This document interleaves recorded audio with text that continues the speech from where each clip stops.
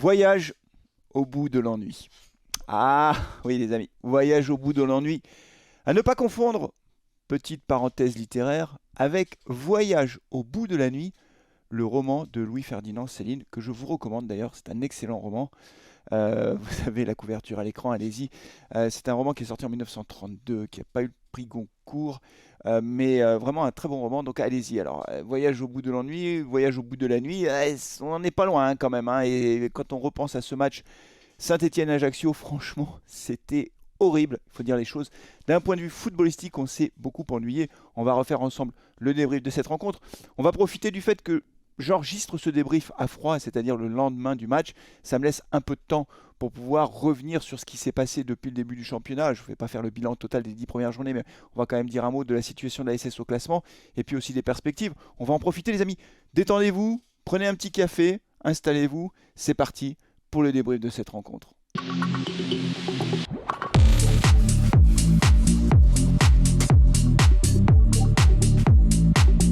Bon bah les amis, on s'est ennuyé en regardant ce match. J'imagine que si vous êtes allé au stade, vous vous êtes ennuyé aussi. Alors pour deux raisons. D'abord parce que sur le terrain, franchement, c'était nul. On va en parler bien sûr, mais dans les tribunes, c'était tristouné aussi, hein. 11 000 spectateurs, les deux COP fermés, forcément il y a moins d'ambiance, forcément c'est un handicap pour la SS, on le dit à chaque fois, hein, mais quand on a nos COP, quand on n'est pas bien, quand on est limite, bah oui, si le public est là et pousse, forcément c'est un plus, on le sait. Et là c'était un petit peu tristouné dans les tribunes, hein, il faut le dire. Donc j'imagine que si vous êtes allé au stade, vous vous êtes fermement ennuyé pour ces deux raisons. Moi j'étais pas au stade, j'ai commenté le match en direct et franchement c'était très très ennuyeux. Footballistiquement en fait ce qu'on a remarqué c'est qu'on a remarqué deux choses. D'abord la même physionomie de match que les rencontres précédentes. La différence, c'est qu'au cours des rencontres précédentes, on arrivait à trouver l'ouverture du score sur un penalty, sur quelque chose qui faisait qu'on gagnait 1-0 ou 2-0 quand Cafaro nous met un coup franc comme la dernière fois, le match d'avant face à Dunkerque. Bon, bah là, on n'a pas trouvé l'ouverture en fin de match. Il n'y a pas eu de miracle, il n'y a pas eu un miracle supplémentaire. Et je l'avais dit d'ailleurs dans l'avant-match, j'avais dit on ne va pas à chaque fois tenir le 0-0 et marquer dans les 5 dernières minutes. Et c'est ce qui s'est passé, on a tenu le 0-0 et on n'a pas marqué dans les 5 dernières minutes.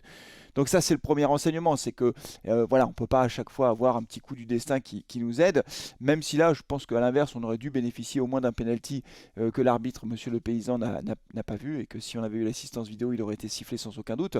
Mais moi ce qui m'a frappé, c'est que j'ai trouvé les joueurs très émoussés physiquement en fait, fatigués. Voilà, on le voyait, on manquait de jus dans le jeu, on manquait d'intensité, on n'avait pas cette capacité à aller de l'avant. Et ça, c'était un point que j'avais souligné là aussi dans l'avant-match, en disant que finalement, en jouant comme ça tous les trois matchs avec le même 11 de départ, sans faire de rotation ou quasiment sans rotation, bah, il y a des joueurs qui n'ont plus leurs jambes de 20 ans ou qui reviennent de blessures graves comme Tardieu ou Charbonnier et qui manquent de jus tout simplement. Donc on a senti que là, les joueurs manquaient de jus. Alors en plus, on s'en sort pas si mal que ça, parce que quand on regarde la rencontre telle qu'elle s'est déroulée, honnêtement, en première mi-temps, moi j'ai le sentiment que Ajaccio aurait dû mener au score, comme les autres rencontres d'ailleurs. On a eu cette tête de Tousgar qui est venu s'écraser sur le poteau gauche de l'Arseneur, un bon centre, Tousgar qui est tout seul, hein. Alors il est entre Briançon et Petro, mais il est au milieu des deux et le ballon lui arrive dessus. Donc il met une bonne tête comme ça et sa tête vient s'écraser sur le poteau. On a vraiment beaucoup de chance parce que là, si le ballon était 5 cm plus vers le centre du but, bah, ça faisait poteau rentrant et l'Arseneur était battu. Après, les Verts ne se sont pas créés véritablement de situation. On a à un moment donné sur un centre de Cafaro, Sissoko qui est un petit peu court au deuxième poteau, mais s'il avait eu un mètre d'avance, je pense qu'il coupait la trajectoire du ballon et ça allait au fond. Mais c'est vrai qu'il s'est quasiment rien passé, aucune action dangereuse. En deuxième mi-temps, malgré les changements effectués par Laurent Batles, habituels, hein, on a Moefek qui est rentré, Lobry, Chambaud, Charbot à la place de Sissoko, ça n'a pas apporté l'impulsion qu'on espérait. Voilà, alors il y aurait dû y avoir un penalty, je pense vraiment, notamment sur un corner. À un moment donné, on a Moefek qui est vraiment tenu par le maillot, on le voit, l'angle de la caméra, c'est très mal filmé en Ligue 2, hein. Il y a beaucoup moins de caméras qu'en Ligue 1, vous le savez, puisqu'il n'y a pas l'assistance vidéo, il y a des angles de vue qui sont moins importants, donc on a plus de mal à se faire une opinion sur les actions, mais là, la caméra était vraiment très bien placée et on voit que Moefek il est tenu comme ça et ça le fait tomber. Et l'arbitre, monsieur le paysan, il siffle coup franc contre Saint-Etienne. C'est vraiment une grosse erreur d'arbitrage qui me permet aussi de faire une petite parenthèse. Il y a beaucoup de parenthèses dans ce débrief. Mais franchement, les mecs là qui sont un peu rageux et qui disent ouais, Saint-Etienne, c'est scandaleux, tous ces pénaltys, Saint-Etienne est favorisé par l'arbitrage. On se souvient des déclarations de Furlan, etc. Mais enfin, vous rigolez ou quoi, les gars, vous regardez les matchs ou pas? Comment ça se passe? Enfin, je veux dire, les pénaltys, franchement, moi je considère que c'était des pénaltys qui étaient justifiés. Là, on a un pénalty qui est pas sifflé. On se souvient face à Grenoble, le but qui est refusé pour un hors-jeu qui n'existe pas. Enfin, à un moment donné, c'est bon, quoi. Il faut arrêter de délirer et d'expliquer que si Saint-Étienne se retrouve dans les 5 premiers, c'est parce que Saint-Étienne est favorisé par l'arbitrage. Et faut redescendre sur terre, hein, les amis. Hein. Regardez les matchs avant de piailler n'importe comment.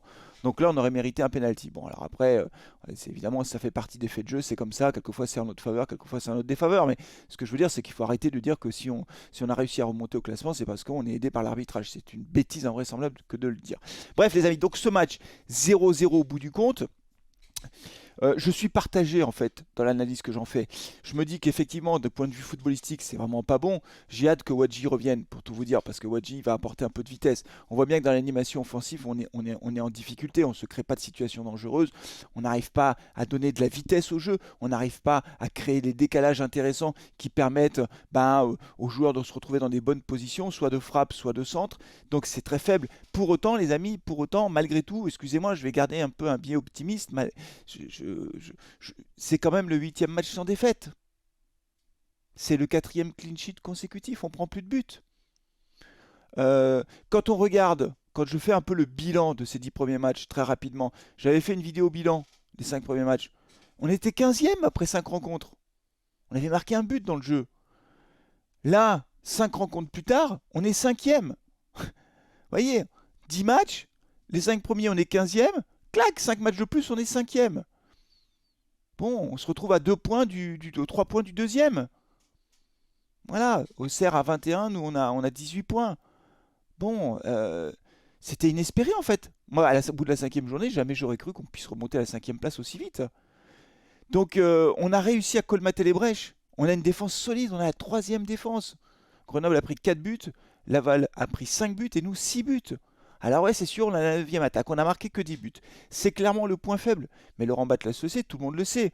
On pêche dans l'animation offensive. Sur 10 buts, on a marqué 5 pénaltys de mémoire. Donc oui, on le sait, ça va pas. Ça ne va pas. Où est la solution?